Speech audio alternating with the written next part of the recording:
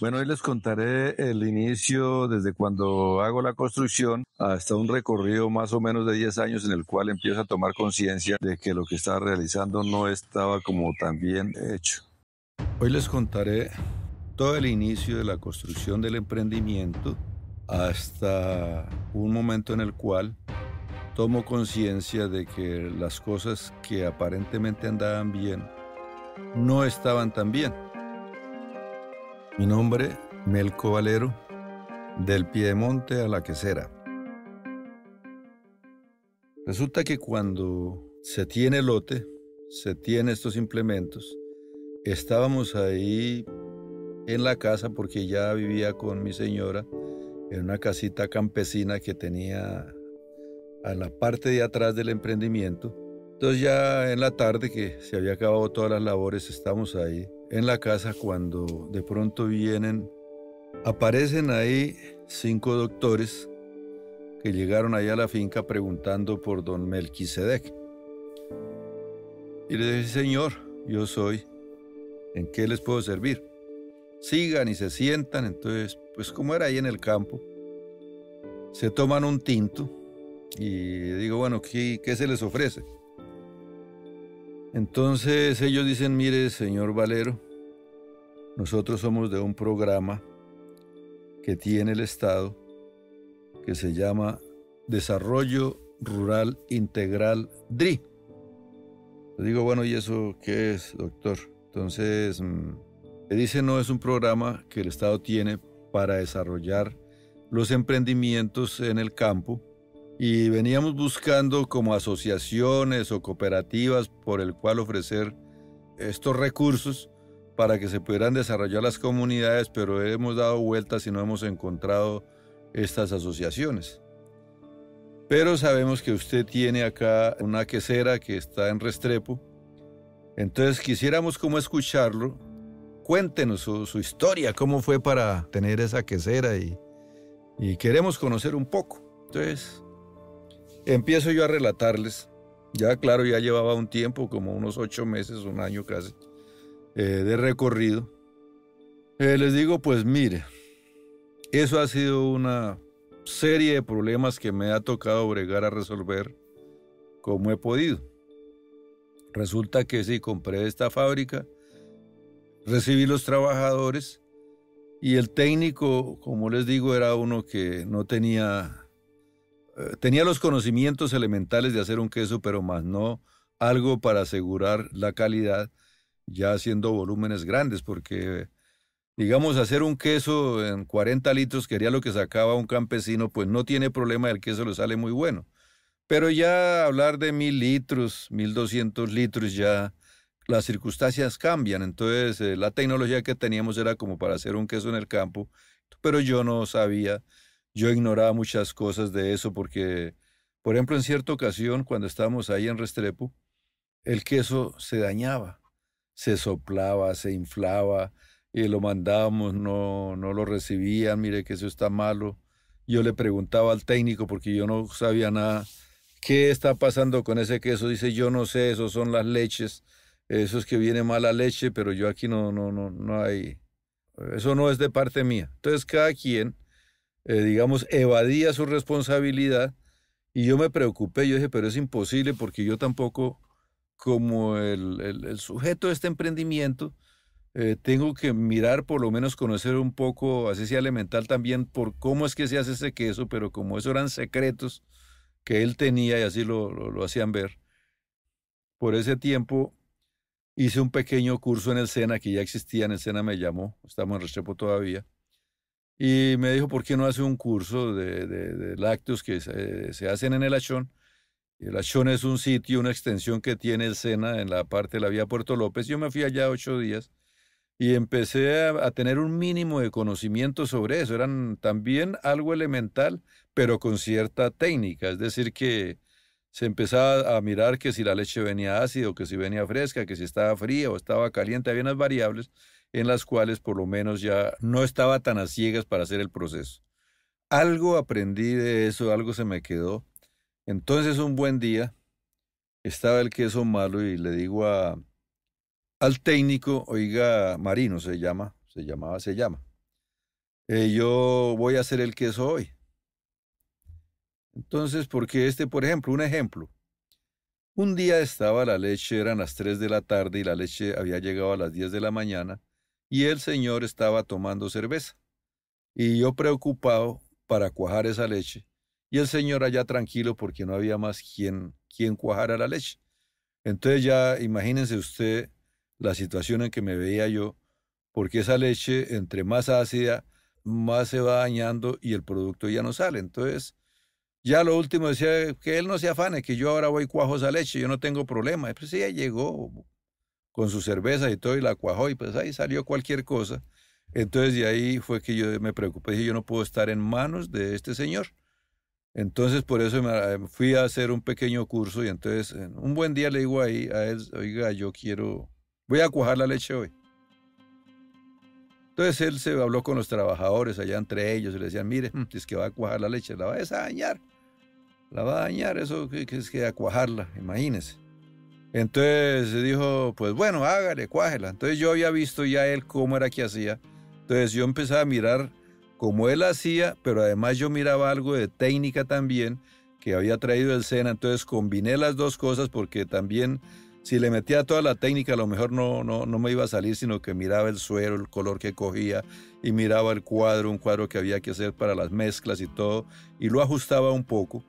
Y entonces hice el queso y por desgracia para él, el queso salió bueno. Entonces el queso salió bueno y entonces el otro pues ya se cayó, ya bajó la guardia, ya él estaba más tranquilo y más tranquilo no, más preocupado. Y yo pues le dije no, le demostré que sí podía hacer el queso, que no necesariamente tenía que ser él. Al día siguiente hice lo mismo, otra vez salió el queso bueno y bueno, 2 días.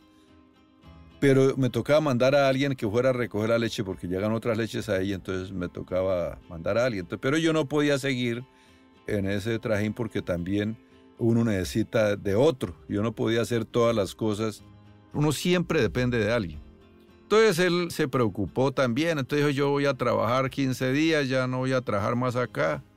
Entonces yo empecé a decir, pero me toca buscar a alguien y a quién conseguía. Me tocó irme para La Dorada a conseguir a otro técnico que era lo mismo que él hacía, pero por lo menos a cambiar de persona a ver si la persona que era un poco más asequible. Sí, conseguí un muchacho allá y me lo traje. Y sí, él también cuajaba lo mismo, hacía lo mismo, pero este ya era más preocupado, ya limpiaba, tenía atención a los sueros y pues ahí se sacaba ese producto. Como ya me han pasado todos hechos, entonces este grupo de 5 profesionales empezó a preguntarme. Entonces les digo, mire, tenemos problemas de calidad. El queso a veces sale, a veces no sale, a veces sale blandito, a veces sale duro. Tenemos problemas. Entonces dice, ¿usted tiene problemas de calidad? Sí, señor. Mire, este señor que está aquí, este doctor, él trabaja en el SENA, él es miembro del SENA, y entonces él lo va a acompañar para mejorar la calidad de sus productos. Entonces allá irá a su fábrica a acompañarlo para mirar y ver de que mejore su calidad. Entonces el SENA se encarga de eso. Muchas gracias, muy amables. ¿Algún otro problema? Pues sí. Imagínese que uno también tiene el problema del mercadeo. Entonces ya en ese tiempo el recorrido que habíamos hecho, a veces ya compraba don Vicente el queso, a veces me conseguía otro cliente por allá. Ya eso empezaba a notar uno que habían problemas con el mercado en Bogotá en ciertas épocas del año, porque había momentos de producción, superproducción o escasez. Cuando estaba escaso el queso, ese queso era el mejor del mundo. Pero cuando hay abundancia, ese queso no sirve para nada.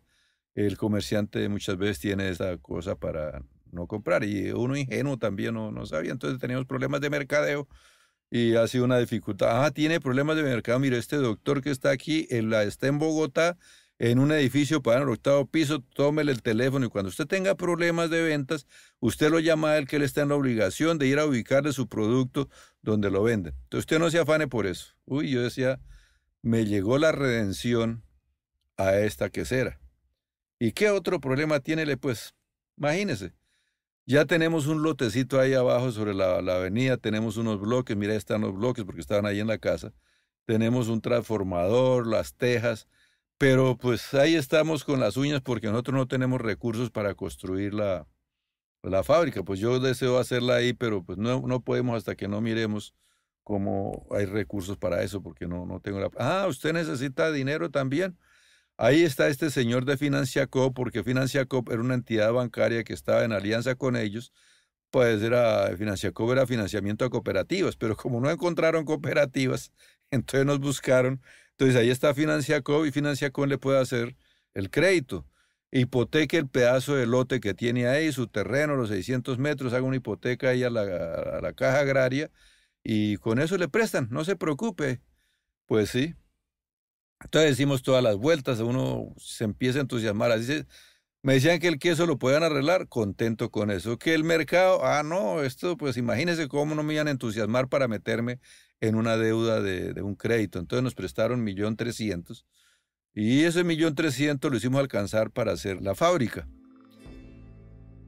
Bueno, empezamos a construir la fábrica, entonces ya yo había visto qué era lo que hacían en La Dorada porque yo tuve allá la oportunidad de ver una fábrica ya hecha nueva, estaba nueva.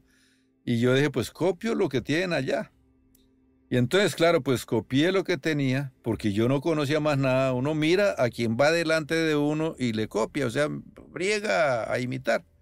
Pues yo prácticamente hice eso, digamos, mandé a hacer unos pozuelos, tanques en cemento, los enchapaba en azulejos, se llamaba en ese tiempo, baldosín, y los hacía y bueno, se emboquillaban y entonces los tanques, entonces ya yo le voy a innovar porque donde en Restrepo se cuajaba, se sacaba las cuajadas de los tanques de plástico y luego los pasaba a un mesón, entonces esos regueros de suero que había por los pisos era un desastre, entonces yo dije, hago el mesón al frente del tanque y voy sacando la cuajada y la meto al frente para evitar los regueros de suero. Entonces ya iba como inventándome algo de innovación en ese sistema. Se puso un tanque de recibo en la parte de la plataforma, entonces aquí llegaba la leche y entonces la leche me llegaba por tubería a los tanques, entonces eso era otra innovación porque eso era una cosa ya mucho más moderna. Pues eso aparentemente en la cabeza sonaba muy bonito. Y ya cuando hicimos la construcción, hicimos todo, entonces arrancamos la fábrica, entonces nos trasteamos de Restrepo para el lote ahí en Cumaral, en la zona rural. Y muy bien ahora estrenando fábrica, eso ya era el orgullo, contentos los trabajadores también. Entonces se aprovechó porque ya también las entidades empezaban a exigir que llegaba los de la salud, que había que ponerse unas batas por lo menos, que bueno, empezaron a exigir cosas y la Cámara de Comercio que registrara el negocio y todo, pues uno en la medida que le van llegando estas entidades, pues uno le toca ir acomodándose también.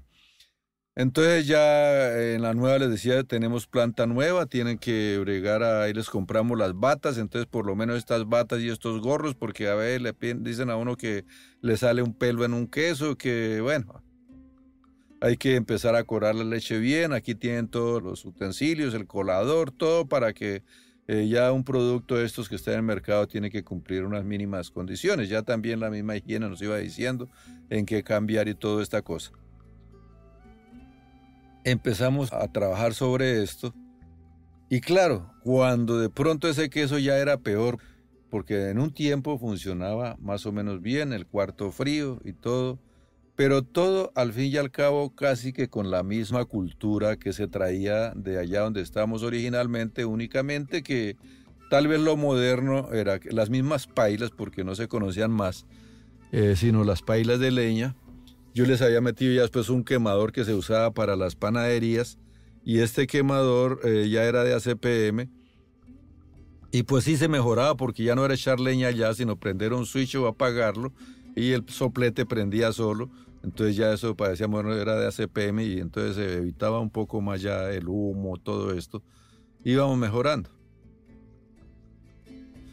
Y ya transcurriendo el tiempo, algunos años, en el punto de venta vendíamos el queso y por ahí gaseosa a lo máximo.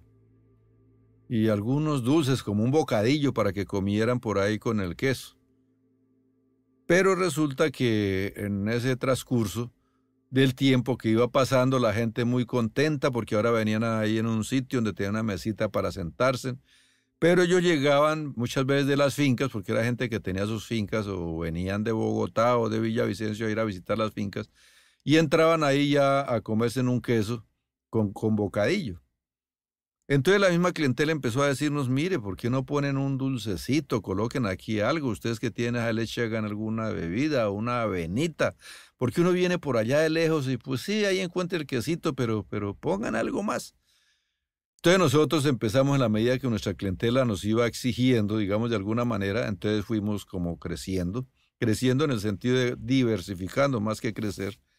Y sí, claro, mi señora era la que manejaba el punto de venta, porque vi la niña ahí al pie, porque ya Sandra, la hija, ya teníamos la niña, entonces ella tocaba tenerla ahí en un canastico al lado del punto de venta porque no teníamos recursos para tener una niñera o algo, tocaba ahí como se podía y pues era como exótico porque la gente le acariciaba y dice qué niña tan bonita y bueno. Entonces ya empezó también a decir, dijo una hermana de mi señora, dice, oye, ¿ustedes por qué no venden aquí unos muffins? Mire, si quiere hagamos unos bizcochos y los ponen a ver si se venden. Entonces arrancamos y dijimos, sí, hagámoslos a ver.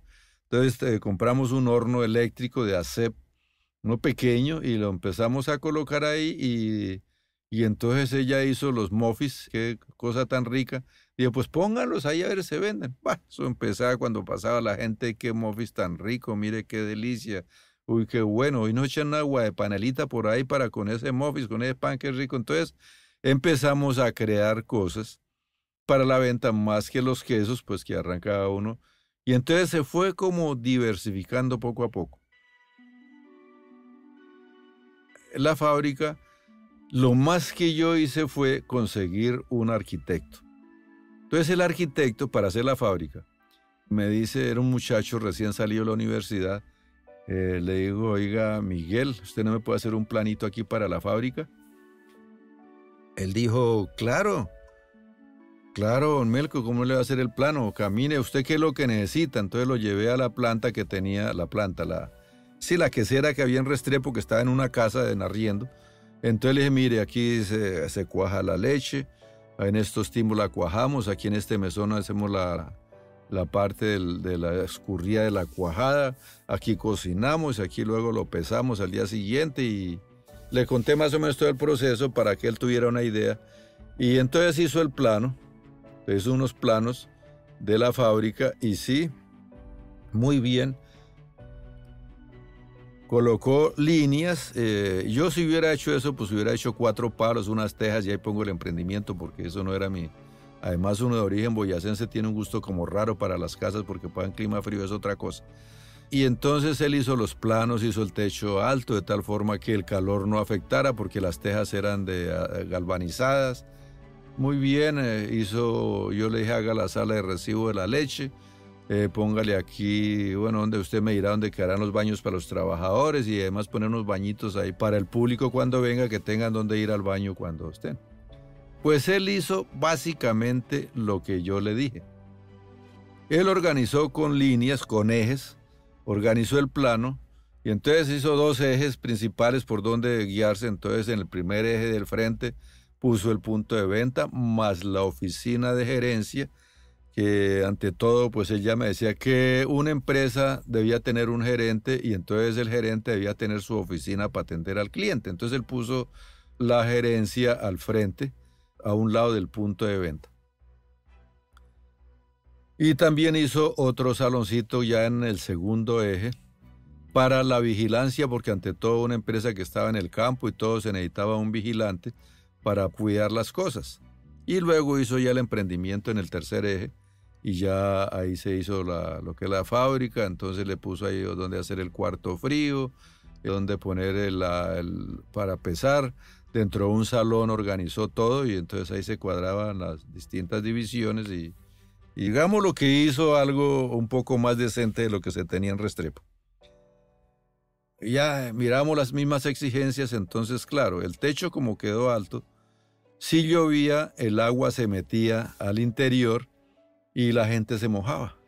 Y si hacía sol también en ciertas horas del día, también le entraba el sol. Luego había una dificultad para que la gente se sintiera algo cómoda en cualquier época, sea invierno o verano. Viendo eso, también por ese tiempo, Postobón, que es una empresa de gaseosas, entró diciendo a los negocios que si le daban la exclusividad, ellos daban algunas cosas, que daban enfriadores o algo, si dejaban la exclusividad de Postobón.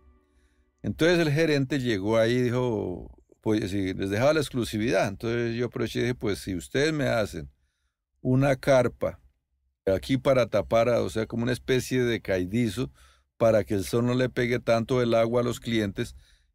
Y dijo, claro, aquí le hacemos la carpa, usted no se afane, Postobón le dona esa carpa. Y además también el aviso, porque no tenemos aviso. Entonces él dijo, el aviso se lo hacemos también y nos da exclusividad, claro. Nosotros, nuestro negocio no eran las gaseosas, sino era otra cosa. Pues eso fue agradecimiento a ellos también que nos hicieron la carpa y nos hicieron el aviso y no nos cobraron. Entonces ya vendíamos ahí solo gaseosa de colombiana y los productos que ellos vendían. Eso duró un tiempo, fue una especie de mejora, si se pudiera llamar continua, al parador, que aunque no era mucho porque también en ese recorrido nos íbamos dando cuenta que nos tocaba comprar equipos de mejora, entonces nos tocaba comprar la caldera, nos tocó comprar las marmitas, o sea, unas pailas que en lugar de cocinar con leña ya era el vapor el que cocinaba.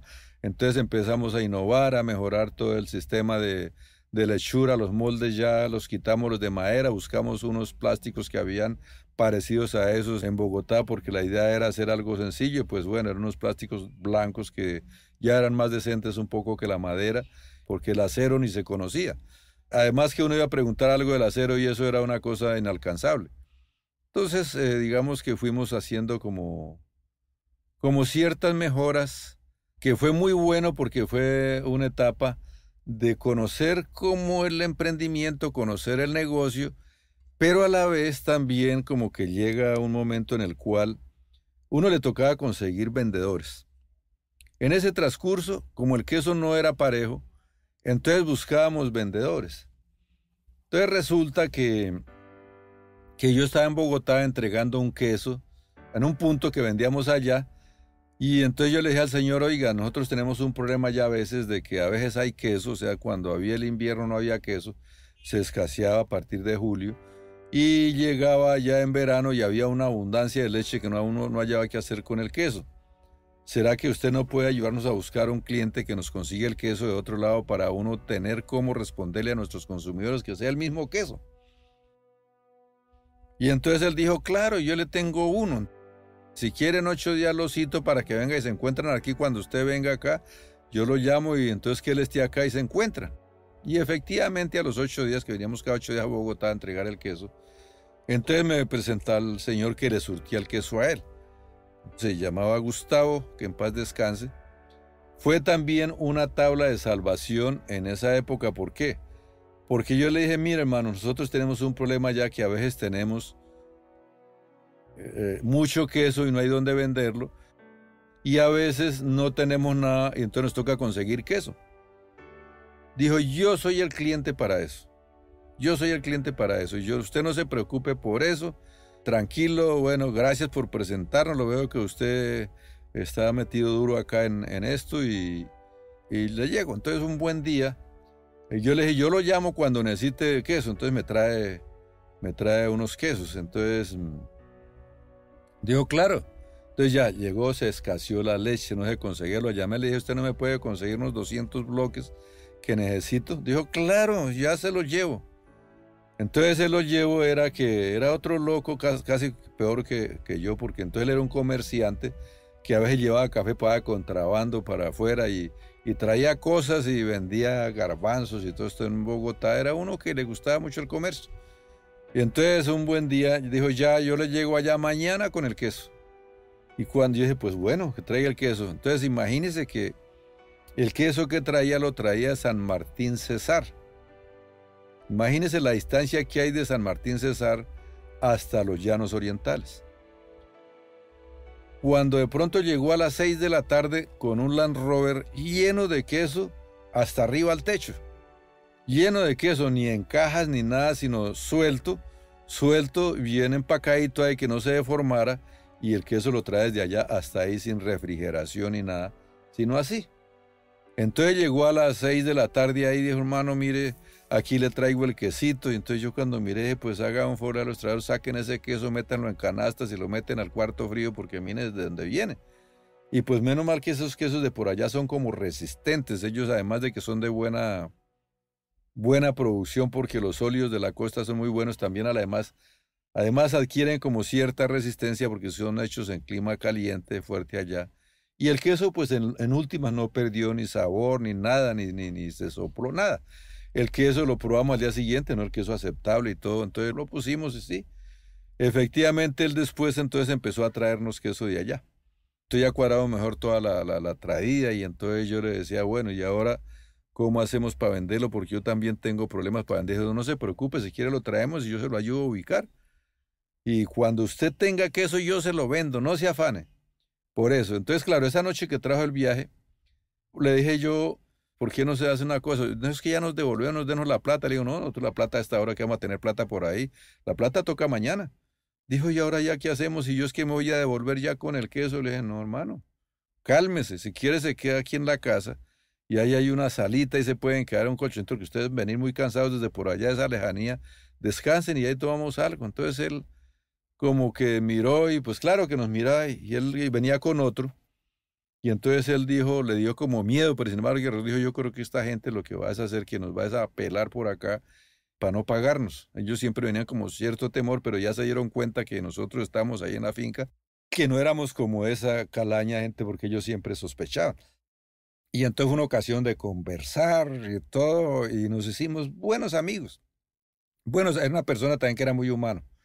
Entonces arrancamos con esa amistad, entonces ya dijimos, descansé porque yo conseguí el gran vendedor para mis productos, entonces ya no me afanaba para ir a buscar los clientes, sino que él decía, tranquilo, yo traigo un carro, tengo un camión, tengo esto y yo les vendo el queso allá, entonces yo se lo compro, yo lo ubico, usted ve de ahí que sea producir. Entonces parecía que fue una solución muy buena y entonces seguimos trabajando en esta tónica con él. Entonces empezamos a comprar más leche porque ya habían más fábricas, pero nos seguían ofreciendo leche. Y empezamos a aumentar como las ventas. Él se encargaba de colocar sus productos por allá. Entonces dentro de eso transcurrían cosas también.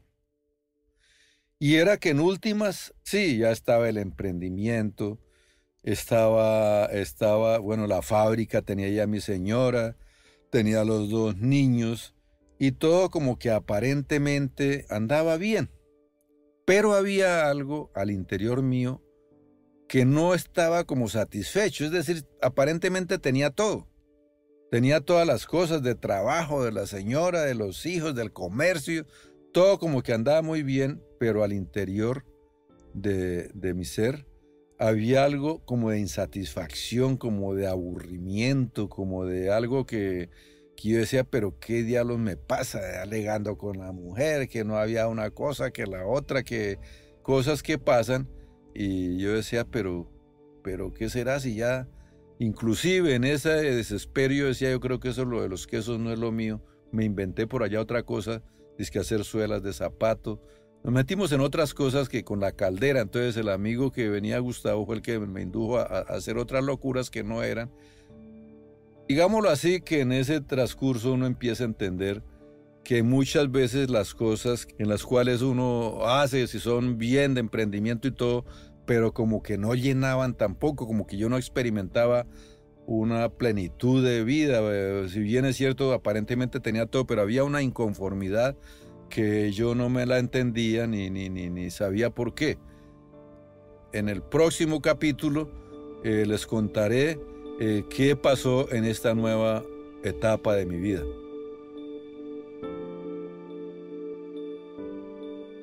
La Catira, empresa escuela de emprendimiento.